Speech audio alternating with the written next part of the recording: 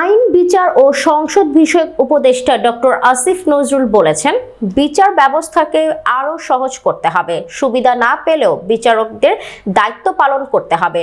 রোববার সকালে বিচার প্রশাসন প্রশিক্ষণ ইনস্টিটিউটের সহকারী জজ বা সমপর্যায়ের বিচার বিভাগীয় কর্মকর্তাদের জন্য আয়োজিত এক অনুষ্ঠানে তিনি একথা বলেন।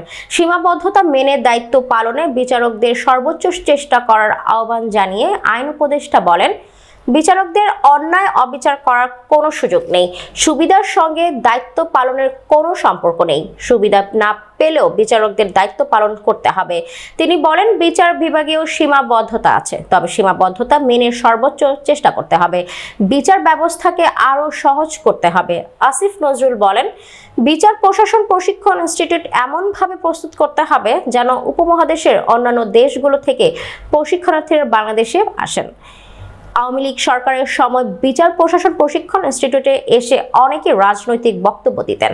অনুষ্ঠান শেষে সাংবাদিকদের এক প্রশ্নের জবাবে তিনি বলেন, কোটা আন্দোলনের সময় গ্রেফতার 17 বছর বয়সী শিক্ষার্থী হাসনাতুল ইসলাম ফাইজার মামলার তদন্ত দ্রুত শেষ করতে অনুরোধ করা হয়েছে। তদন্ত কার্যক্রম শেষ না হলে আইন মন্ত্রণালয়ের কিছু করার নেই। তিনি আরও বলেন, এই মামলায় দুজনের 164 ধারায় জবানবন্দি আছে। সেটি 8 মাসেও কেন প্রত্যাহার হয়নি সেটা সংশ্লিষ্টরা বলতে পারবেন। তার ভাইকে কোনো আশ্বাস দেওয়া হয়নি।